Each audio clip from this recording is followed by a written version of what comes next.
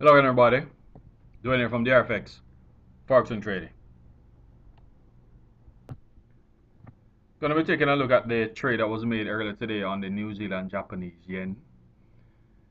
This basically was taking place within the context of an expected rally that was expected to continue, starting at this outer uptrend line in response to hitting this major uptrend line, and eventually make its way towards this outer downtrend line before breaking above it and resuming the overall uptrend in favor of the New Zealand dollar.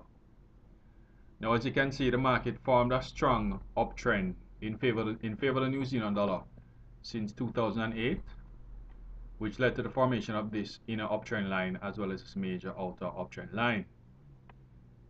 Eventually, as is normally the case after such a long period trending in a particular direction, the market lost momentum and eventually led to the break of this inner uptrend line. This led to the formation of this downtrend and the formation of this outer downtrend line and this inner downtrend line as the market eventually made its way towards the outer uptrend line.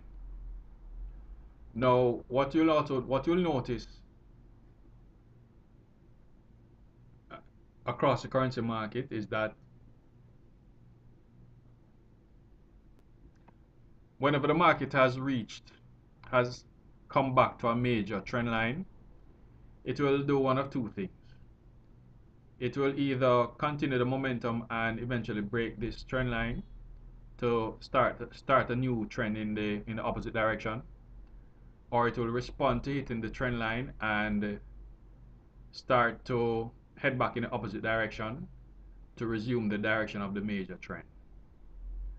So over the last several months, the market started to lose momentum, started to become quite indecisive as to whether it was going to respond to this trend line and rally, or whether we're going to see a continued downward movement in favor of the Japanese yen that would start or continue this downtrend and start a major downtrend in favor of the Japanese yen. Now, what is also common when the market reaches these types of crossroads is that it will lead to the formation of, we usually see the market form a fairly strong and large consolidation setup. This is usually an indication that the market is very indecisive and that there is a very strong level of buying and selling that is essentially trying to battle for dominance in terms of controlling the direction of its currency pair. Now, eventually, these types of consolidations will be broken to indicate where the market is going to be headed over the long term. And as you can see here, the bulls eventually took control, and this led to the break of the resistance boundary, as well as a break back above the outer uptrend line. So we're expecting that this is eventually going to lead to a rally that takes us initially back to the outer downtrend line before continuing the rally to eventually continue the uptrend in favor of the New Zealand dollar. Now, taking a closer look, you can see the signal that we traded today. This was a very strong breakout candle signal that indicated the continuation of the breakout from this pennant setup. Now, what you'll notice is that following the initial breakout that took place earlier in October, the market pulled back and created this very, very large and very volatile candle here, which you'll recall reflected the market reaction to the elections in the US. Since then, the market continued this bearish momentum and which led to the formation of this counter trend line, and eventually the market started to U-turn to indicate the continuation of the breakout and provided us with this breakout candlestick signal to indicate the continuation of that breakout.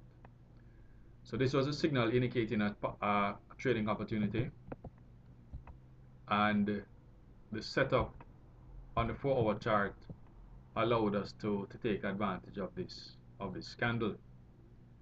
So what we noticed on the 4-hour chart was that the market formed a pennant setup, which led to the formation of that daily candlestick signal.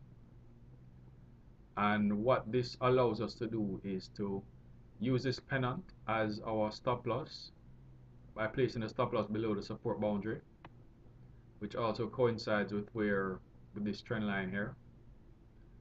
And this is an area that should protect our trade as the market continues its bullish momentum. This stop loss area was placed at 77.10, just below the support boundary. And the maximum entry price for this trade was set at 78.30.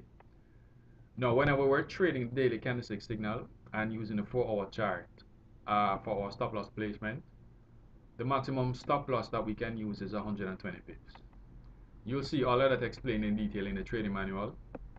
But essentially, whenever we're using the daily chart signal and we're using the 4-hour chart to take advantage of that signal that we see on the daily chart, the maximum stop loss that we can use for these types of setups is 120 pips. So using the 77.10 stop loss, this gives us the 78.30 maximum entry price, and our target would be 200 pips, which would take us to 80.30. Now, obviously, if your entry price was below this level here, your limit order, the actual price of your limit order would be lower than 80.30. So entry at 78.25, your trading target would be 80.25 to capture the 200 pip target. So this is an entry setup using a 4-hour chart and using the pennant setup on the 4-hour chart that led to the formation of that daily candlestick signal. Now the expectation is that this target should be hit within a 7-day holding period. Usually when the market is breaking out from a consolidation setup of this size and has basically just started to break out, it usually heads towards a 200 pip movement. It usually moves by, if it's going to be moving to 200 pips, it will usually do so within 7 days. There are times that the market will take a lot less time than that, but usually if it's going to be hitting a 200 pip target following the start of the breakout, it usually takes a maximum of 7 days to hit that target. So depending on how fast the market actually moves, we can see the market hitting that target within 2 to 3 days, 3 to 4 days, or it may take up and use the entire 7-day holding period. So we're gonna be assuming for the time being that it's gonna require 7 days, which will take us to Wednesday of next week, and that should be enough time to provide us with a 200 pip trading gain. So this is the overall setup and the overall justification of the trade that we made earlier today. Market expected to continue the rally in response to hitting this outer uptrend line, and it's going to be doing so by continuing the breakout from this large pennant setup.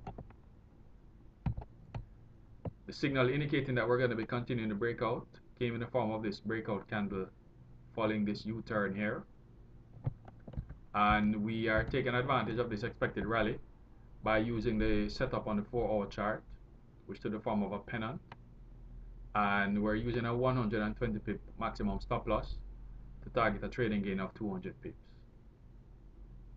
So let's see how the market plays out over the next couple of days, and the hope and expectation is that we should be able to get our 200 pip target within 7 days.